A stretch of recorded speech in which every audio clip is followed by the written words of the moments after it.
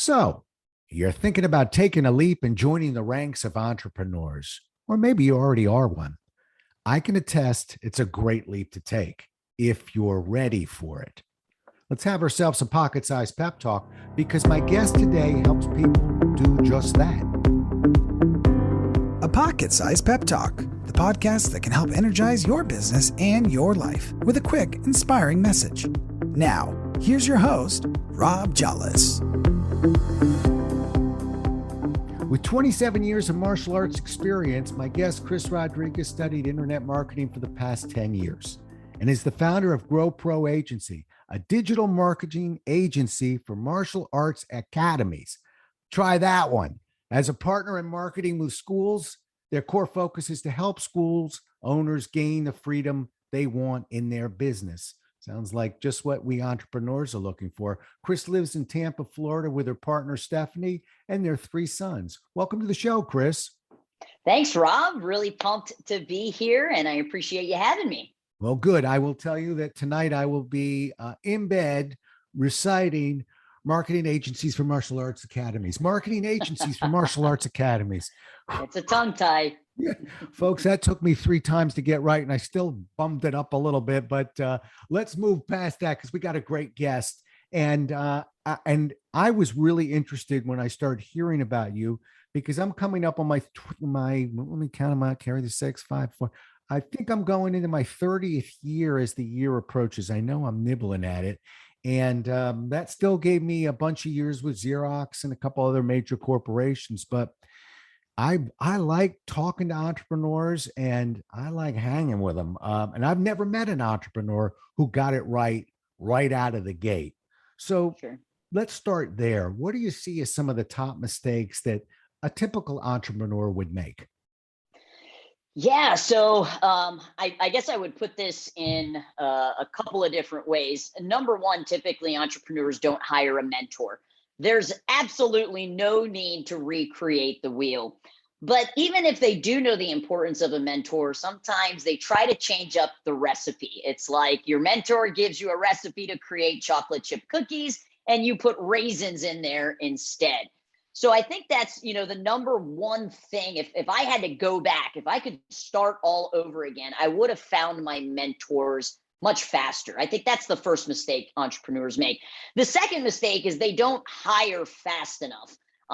This kind of term of solopreneur is becoming more and more popular. And to me, a solopreneur just ultimately will end up becoming the bottleneck of their company. We think that we've got to have a ton of money to hire some help. And it doesn't need to be that way. You can hire somebody to just take 5 hours or 10 hours or 15 hours off of your schedule so you can start working more on the business as opposed to in the business. So that's the second mistake I see them make. And lastly is they don't. Hold there. You're giving me some great mistakes there. So you owe me one, but I want to talk about the first two because I really do wish I'd met you 30 years ago. I'm going to take you to task on number 2. But number 1, that hiring of a coach, I really wish I could go back into the Wayback Machine and do that one differently.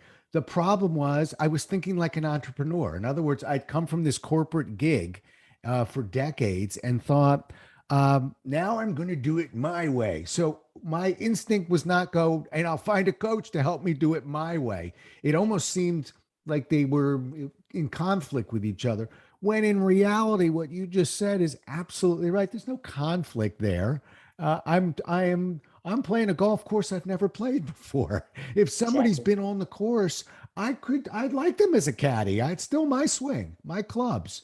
So I just want people to hear that and understand that even from the grizzled vets like me who've done it, and people will look at me and go, but that's a successful entrepreneur. Yeah, well, I'm in my 30th year. Come visit me at my first couple when I was making the mistakes a coach would have kept me from making. So unless you really enjoy making those mistakes, and I don't know about you, Chris, but that whole parenting thing of, I could have told you, but you wouldn't have believed me. You know what? I do believe people who tell me things. It's just not my instinct. It's logical, but it's not instinctive. So I like that one. Yeah, go ahead. Yeah, let me just, so I have a son, his name's Cruz. He's a year and a half. This is my first time being a parent from birth. I'm a bonus mom to two other amazing boys. But let me use the example. He started swim lessons, right? I know how to swim. I live in Florida. I'm a fish. We go to the beach all the time. That doesn't mean I'm an expert in teaching him how to swim. I played piano my entire life. He is the youngest child that the music studio has. Why? I know how to play piano. I know how to read music. I even have my degree in education, so I know how to teach, but I'm not an expert in teaching somebody how to play the piano. So I think, that kind of ties in. You said you had this corporate experience, and obviously you develop skill sets from that corporate experience, but it doesn't make you an expert. And I'd much rather go from point A to point B in a straight line as fast as I can than trying to figure it out on my own. So it can seem counterintuitive because an entrepreneur, like, oh, we're going to do it on our own, but you're going to get to whatever the definition of success is for you a lot faster, having a guide along the way. Absolutely. Really good point. And we're going to highlight that. Now you threw in, now that look, see, I like your point, but I'm going to push back on the second one, not completely. Don't worry. I just want to, and the second one that I've got written down is, watch out for being, as you called it, a solopreneur or something, kind of doing it on your own. It really depends on the business. So it's hard to kind of whitewash that one because there are certain businesses, let me think. Yeah, mine, where it's very much a performance-based business. And although I attempted earlier in my career to clone people, the reality was nobody wanted a clone. They, that said, I'm giving you one little isolated example, and I think your bigger point is a good one, which is don't waste any time growing that business. I think the instinct is to hold tight to those reins. Do you agree? Yeah, even if your business is set up to, let's say, doing a podcast, right? That's not something you can necessarily delegate out, doing the actual podcast, right? You are the brand with that. But you can absolutely delegate out somebody checking your email inbox, right? Somebody, even in your personal life. I like to talk a lot about EHR, effective hourly rate, and knowing how much your time is worth. This is one of the reasons why my wife and I, we don't mow the grass, we don't clean the house, we don't do X, Y, and Z. We don't even do grocery shopping anymore. We have it delivered because we know what our hourly rate is worth, and I can pay somebody 15 or 20 bucks an hour to go mow the grass, while my effective hourly rate could be $300, $400, $500, which gives me the time to focus on those higher level tasks. So even as a solopreneur, there are areas in your personal life that you can hire help so that you can focus on the higher value areas. Okay. And last point, and I'm going to get to your third idea there.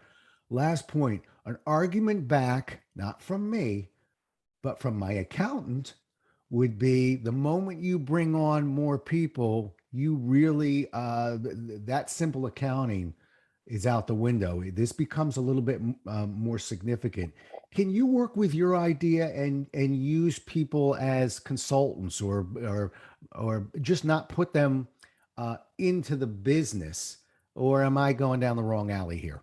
Well, I'm not an accountant, right? I would always consult with your accountant, but just because I said delegate, that doesn't mean I'm saying hire a W-2 employee. That could be a 1099 contractor. So yes, there are ways around that, but you've got to make sure that you're following your appropriate state laws because nobody wants to be audited by the IRS. Yeah, that's, and it's interesting, those state laws.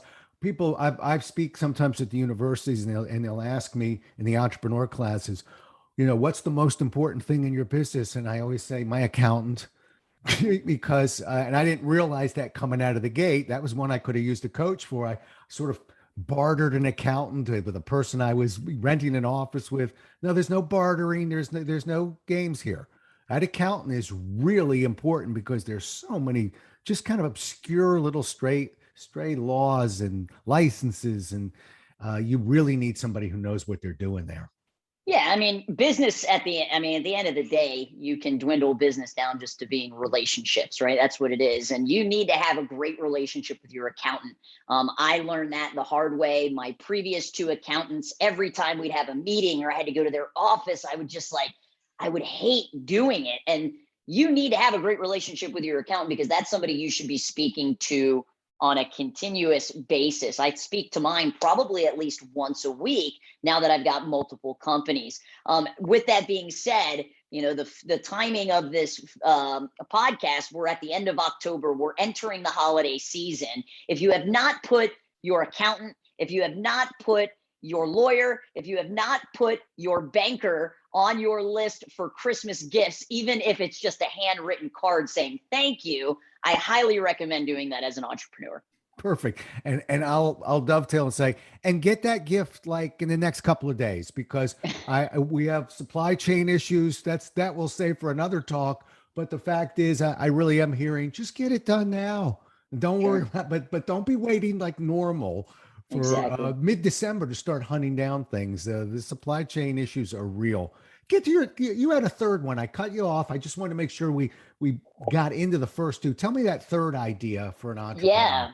Yeah. So number one, hire a mentor. Number two, hire faster. Number three, you've got to reinvest your profits back into marketing. I'll give you a great example. So I own a martial arts school, and in March of 2020, like many other brick and mortar businesses, we got shut down due to COVID-19. My agency also took a major hit because we run ads for martial arts school owners. So the school owners had knee-jerk reactions and they started looking at their budget line. They knew they weren't able to operate inside their school. So they started cutting all of the costs that they could. And usually that first one to go is marketing. Very quickly, they realized, well, hey, we can run Zoom classes online. We can teach martial arts on Zoom, but all of our traditional forms of marketing have really gone out the way. Very hard to get referrals if people aren't in your school. Difficult to build partnerships and education with the local elementary schools if the local elementary schools are closed. And they started to realize that the only form of marketing that they could do was digital marketing. I just think that very often when we start seeing additional profits come in, we don't necessarily look at reinvesting that back into our marketing. And, I say scared money don't make no money. So highly recommend that you start reinvesting that back into the business so that you can grow it. Yeah, and a really good point. And the only thing I could add to that is just remember that will not be your instinct. The instinct is typically to hold on to it because you don't want to fly further than we can fall. Folks, you took the big leap. You're making you're going for it, but you got to go. You got to, you're in. I think that's another really good point. And look, I'm 30 years as an entrepreneur, 10 more years with Xerox as a sales trainer, so 40 years teaching sales. It breaks my heart, but I can't tell how many clients I turn away because they meet with me because they have a sales issue. And by the time we're done talking, in a depressed manner, I have to explain to them, you don't have a sales issue. You have a marketing issue. Sure. A sales issue is when you have a whole lot of prospects and none of them seem to want to buy what it is you're selling. Call Rob Jolles, please. But a lot of people, and particularly now, you'll talk to businesses, they have nothing in the pipeline. They're not losing opportunities. The opportunities aren't there to sell. And that's the marketing side. And quite frankly, walking away from all of it, I would say biggest thing I've learned is, just like you said, it's all on the money. You call me when you have too many prospects. It's a problem, but call me when you have too many prospects because it's a really nice problem to have, and it'll feed into ideas 1, 2, and 3 of yours, by the way. So marketing critical. Okay, well, let's stay there. You're an entrepreneur. Give me an example of in your business, an investment you made, something that was worthwhile for you. I don't think there's any better investment for an entrepreneur, no matter what industry they're in, than to invest in themselves. I tell my team all the time, work harder on yourself than you do your job. And I follow that 100%, whether it's continued education through daily reading, listening to podcasts like this one, listening to Audible books, taking care of my health. All of those things are going to naturally seep into what I do at work as well. So work harder on yourself than you do your job. But in regards to like the tactical strategies for marketing, I follow what's called the 7 levels of marketing, which is actually what I wrote about in my brand new book, The Best Known Dojo. Those 7 levels of marketing, they start easy. And as you go down, they require a little bit more sweat equity, a little bit more work ethic. But I'll quickly go through these because no matter what industry you're in, you can follow this system. So the first level of marketing is just organic social media. And that term organic just means you're not putting any money behind it. And content marketing has become more popular than ever, especially as paid advertising's costs rise. So the first level is just organic social media, putting your brand out in front of people, allowing you to make connections. The second level has to do with search engine optimization and making sure that you have a presence on the web. So that's the second level of marketing. The third one is paid ads. That's my personal favorite. I'm not a huge fan of necessarily face-to-face marketing or networking. My wife loves doing that. I'm somebody that loves being behind my desk. So paid ads in regards to Facebook, Instagram, Google, and YouTube. Those are the 4 main platforms that we find for not only our agency, but also our clients, martial arts schools, that it's the best place to invest your money. Fourth level of marketing, email and SMS. Everybody wants to tell you email is dead. Email is not dead. Email is really the only form and level of marketing that you own. Zuckerberg could wake up tomorrow and say, hey, if you want to do Facebook ads, you've got to spend at least $10,000 a month. A couple of weeks ago, Facebook was completely shut down for almost an entire 24-hour session. If the only reliance that you have on your marketing is Facebook ads, well, then you were not able to make a sale that day. So email and SMS marketing, very important, level 4. Level 5, old school print marketing. The guy that worked at Xerox knows that old school print marketing still works. We actually saw it work really, really well during the pandemic, where we did direct marketing campaigns, every door direct marketing, EDDMs, because people were just being bombarded online. Everybody was stuck at home. They're binge watching Netflix shows, and they're just sick of seeing ads. So we wanted to get in their physical mailbox. So that's number 5, print marketing. Number 6, the good old telephone. As a sales guy, you know that the telephone is the lifeline of a business. It's not necessarily something that people enjoy doing. It's definitely a skill set that you have to develop, but it should still be a part of your marketing strategy. And then the 7th level is face-to-face marketing. Are you going to festivals? Are you setting up booths? Are you inside of your community? And the reason why the book is called The Best Known Dojo is because I believe that if you implement all 7 of those levels in your marketing, you can become the best known dojo. It's like fishing. If you and I are going fishing and I have 7 fishing poles out in the ocean and you only have 1, I'm going to catch more fish. So that's what we teach our clients to do. And that's also what we do in our own agency as well.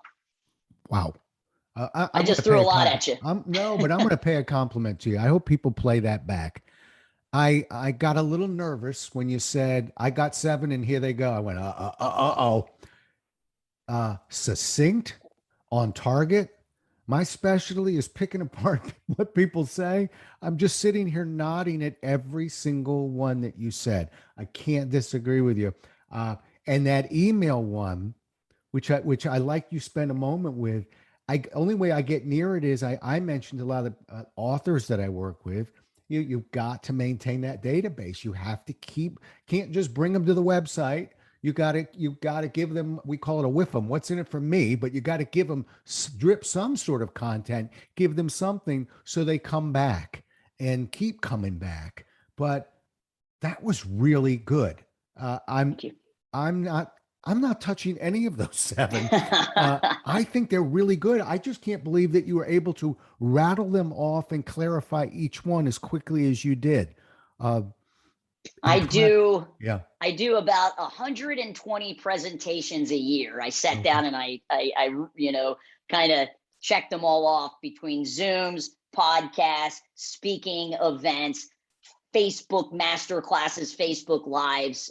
This is, it's one of what I would consider a superpower, is being able to relay kind of difficult concepts and into, more simplistic concepts for people to understand.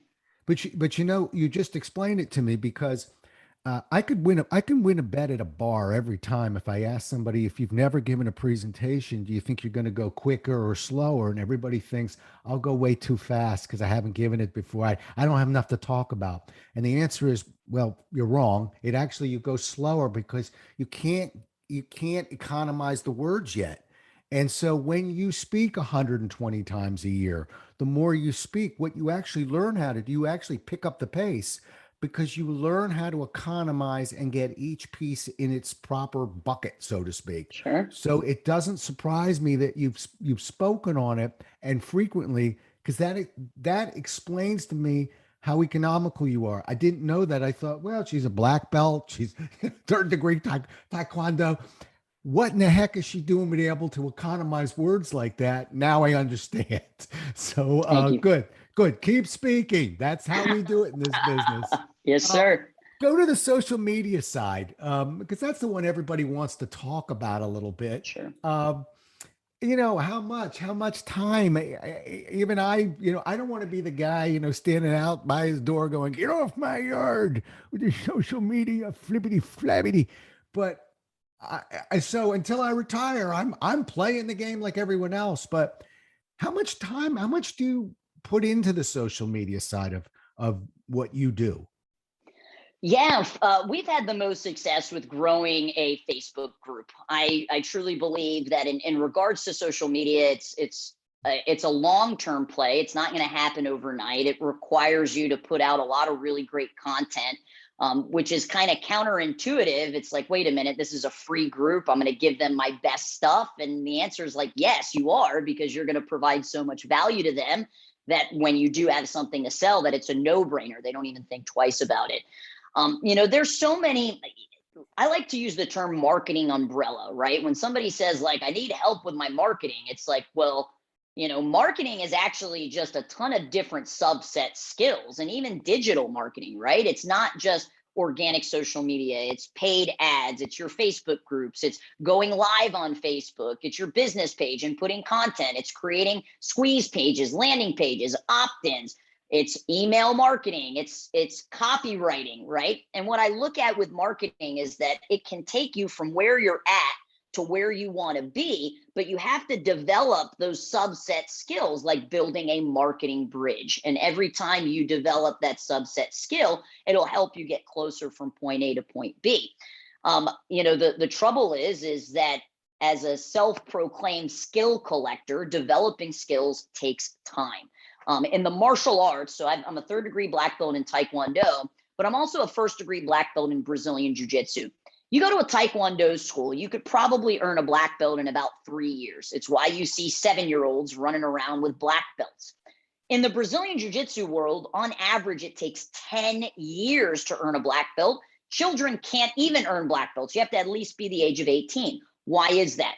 Well, because when we think of black belt, we think of being a master. And it usually takes about 10 years or 10,000 hours to become a black belt. And that was proven in the book Outliers. So in regards to how much time it's going to take, it really just depends on, well, what kind of foundational skill set do you have? I work with a lot of clients that we call vintage clients. I use the example that I grew up with a computer in my bedroom. Probably not my parents' best idea, because I was looking at things when I was way too young, but I grew up with computers. I am naturally going to be able to pick up things much faster on a computer because I grew up with it versus somebody that didn't. I think what's most important is to figure out, what do you love to do in your business and what are you great at? And once you figure that out, everything else, the ultimate goal would be to delegate or outsource or eliminate. So how much time does it take? It really depends on the individual person. But I mean, I think that, are we talking just to be able to scratch the surface, or are we talking about being an expert? The answer is going to be very different with those two examples. Yeah. Yeah. And it comes back to that same issue, which is, at least for me, and this is what I'd be teaching myself if I started again 30 years ago, is okay, it takes a lot of time, all the marketing ideas, and, you threw out a lot, but, we shaped the shot, the one that fits your particular business, the social media that makes sense for your particular business. But I would argue now that anybody who said, boy, it takes a lot of time. Yes, it does. Just put on a piece of paper or email me a list of all the other things you're doing and put them in a priority for me, and we'll see where this one fits in. So, if it's the ninth priority, don't worry about it. You don't have to put a whole lot of time into it. But I can't think of too many other things that are more important than, again, the marketing, and social media to me is, just a key part of that. So, best marketing strategy that an owner can implement. And it's an unfair question, I think, because I keep saying, I don't know, I'm a professional speaker over here. I'm on the line with all sorts of unusual businesses. I don't know if one size fits all, but maybe it does. You field it. If you had one idea, that one best marketing strategy that typically works for most, where is it? What's my budget? Ah, good question. And I'm in book marketing. It's the same thing. I help people with book marketing. If you give me $30,000, I'll hire you a publicist and we'll be in Forbes magazine. But Sure. You got 30K on you. So let's put, I got an answer if I have a budget, and I got an answer if I don't have a budget. All right. Give me the don't have a budget one, and then we'll mess around with budgets.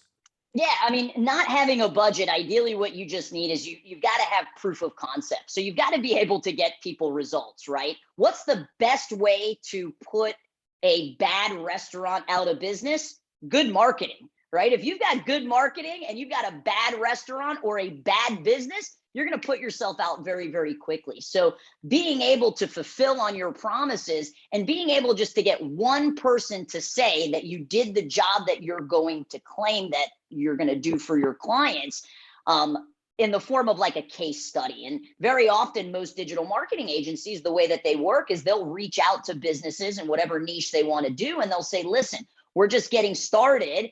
I won't charge you. Let me get you some results. The only thing you'll have to do is pay for the ad spend. And they do this so that they can get a case study. So the best way to build a business, and usually typically how most businesses start, is just word of mouth. The problem is you can't scale that. So if you don't have a budget, you need to make sure that you're able to deliver on the results that you promise, so that once you do get a client, you can now turn that into a case study or a testimonial. And then you could start going through those 7 levels of marketing. If I do have a budget, I think the best and fastest way is through Facebook ads. It's what we've seen time after time. Is actually very interesting. I had an aversion to running Facebook ads for my own digital marketing agency. We grew to 150 clients, all word of mouth. And I thought, like, oh, and what we're doing is we're running Facebook ads for our clients. I didn't even want to do it for my own agency because I didn't want people to think that, oh, she's got to run Facebook ads to get more clients. And it's like, no, I'm running Facebook ads so I can impact more people. Well, we shot a video ad that we launched about 3 months ago. We were averaging around 15 signups a month, all inbound marketing, no ad spend at all, just Facebook group, webinars, emailing. We turned this ad on, and within a couple of weeks, I had to shut it off because my sales guy just could not take any more sessions. My onboarding guy was backed up for 4 weeks. A winning Facebook ad can completely change the game. This was 3 months ago. We were at 150 clients. We're at 220 clients now. One Facebook ad. Ad spend was about $3,000. Not that much for what we're trying to do. So I just think that there's a lot of power in being able to open up your laptop, type a couple of buttons, launch an ad, and literally get leads and appointments booked, because that's what's more important than just the lead, getting that appointment booked, and literally having it on tap and being able to shut it off once we're full and then turn it back on. Wow. 2 things I pull for that. First of all, I'll tell you that I had a campaign for my last book, and when we were all done, the publisher said, "Oh, we've got $300 extra. What do you want to do with it? We can make bookmarks for you." And I went, "I don't want bookmarks. I don't like bookmarks. I think, what else can you do?" And without hesitating, she said, "Oh well, Facebook ad. That's what we generally do. Anything they put in here." But I'll tell you what I like that you said, which was you threw the number 3,000 at me. And I like that because, look, we got a little bounce off that, I guess. But if you're going to put your foot in the water, put your foot in the water. I can't necessarily, well, I put 300 into it, Chris. So I'm now a subject matter expert, and I can tell you just how effective that campaign was. But when I hear that $3,000, and it's not a perfect science, but $3,000, which meant you didn't just dribble something in there. You put your best foot forward. 3,000 got the sales guy to put his hand up and say, "We got enough leads now." Because in sales, it's all about the pipeline. Sure. Just fill up my pipeline. As we said, if I got a full pipeline, I'm a happy camper. I don't have to sell everybody. I'll sell more than everybody, but I won't sell everybody. Yeah, And and so even that number it was helps. yeah, it was even he's not a typical sales position. It's not a hunter position. We're not cold calling people. These are people that are in our Facebook group. They're very, very warm. But when I look at my marketing, one of my favorite quotes by Peter Drucker is the aim of marketing is to make selling superfluous. I want my marketing to be so dang good that they already have their credit card out when we get on that sales call. And that is what a killer Facebook ad can do. We did it in the form of video. We did it in the form of utilizing what I like to call edutainment, where I'm going to educate the viewer, but I'm also going to entertain them. And we really spoke to their needs. We spoke to their pain point. We know exactly what you're going through. We know exactly what you've tried to overcome it, but we've got a better solution for you. Which is a lot different than just throwing up some ad copy. So to me, the fastest way, if you have a budget, would be through Facebook ads. All right. Now I was all ready to wrap up, but you stepped into my territory and now I can't quite go yet. So I'm Let's going do to it. amend that little sales talk of yours. Just so you know, the idea of selling to me is there's always, even with this warm list, it's all percentages. So we're always going to move the dial with good marketing materials, or many of the things you outline. The goal of selling to me, of teaching somebody to sell, is to realize there's always going to be a percentage of people that need a push. They don't care how good your ad is. The fear of change. There's just, if that alone will knock out a percentage of people who will think about it, or with a double clutch on the cost of it. So even if we're talking about 1 out of 10, I equate it to like learning how to hit a curveball. There's a lot of really great baseball players that can hit a fastball, but if you want to play in the pros, you got to hit a curveball, and that's a different swing, and that's a different mindset. So Sure. obviously, I'd like to be able to hit both pitches.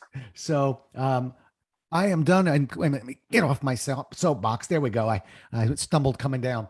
But there's always a percentage they're going to need a push, Chris. And that's what your Absolutely. salesperson's doing for you Yeah. guys. We use a framework that we call the closer framework. We learned it from a gentleman by the name of Alex Hormozy. He's really big in the gym space. And, before my sales guy came on, he was a beekeeper, zero sales experience. I bought him every sales book I could find, from Dan Kennedy to Brian Tracy. And he is just an absolute rock star, closing at over 80% right now. Yes, the marketing helps, but we absolutely have a framework that he utilizes in order to get the sale as well. Yeah, good one, Chris. Again, you've now listed a bunch of sales trainers and left my name off that list. So you meant to throw in We're on your selling. podcast, Yeah, so they that's already all right. know. Brian Tracy wrote the forward to my last book. So we're 5 degrees of Kevin Bacon here. At least we're connected to him. I'm glad that you got some process behaviors in there. I will leave you with one last thought, and we'll get off of this. And that is, remember we were talking about sort of instinct versus logic. As you climb into my world, I'll tell you the one thing I tell people never to do: don't buy a whole bunch of books. Buy one book. And that book, spend all the time implementing that book, understanding that book. But I call it the flavor of the month syndrome. And you probably see it in some of the things you do, where people get excited about a new technique or a new something or other. They don't really commit to it. And when it ceases to be as fun, because there is, I would think, learning to be, all those hours you were mentioning, they're not all as fun, but they're required. That's how you master something. I'm always afraid that people will read something, like it, get tired of it, and then want to read something else.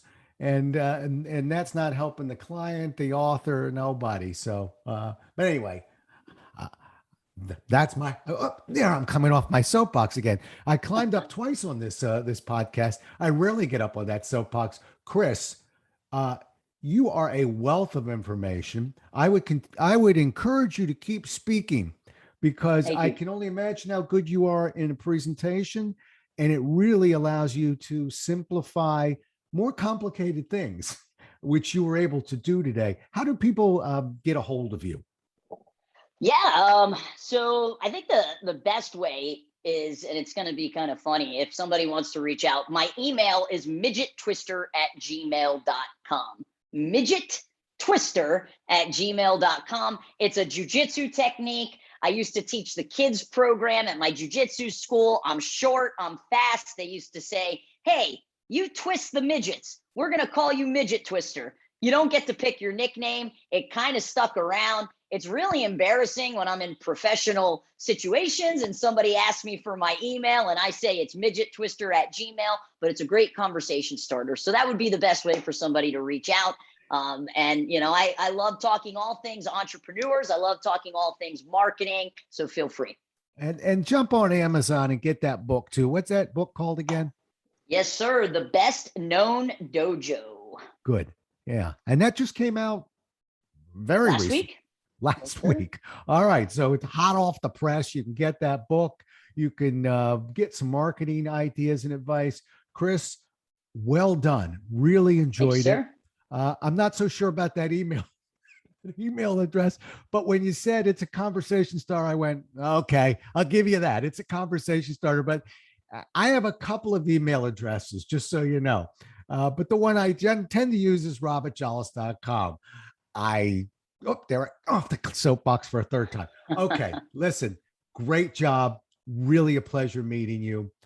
Can't wait for, I'd love to be able to meet you in person sometime and hear you speak. So if you're ever in the DC area, you let us know and we'll promote that as well. Folks, we'll do it again as well as we can next time.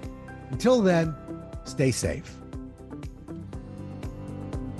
Thanks so much for listening. If you enjoyed today's show, please rate and recommend it on iTunes, Outcast, or wherever you get your podcasts. You can also get more information on this show and Rob at jolles.com.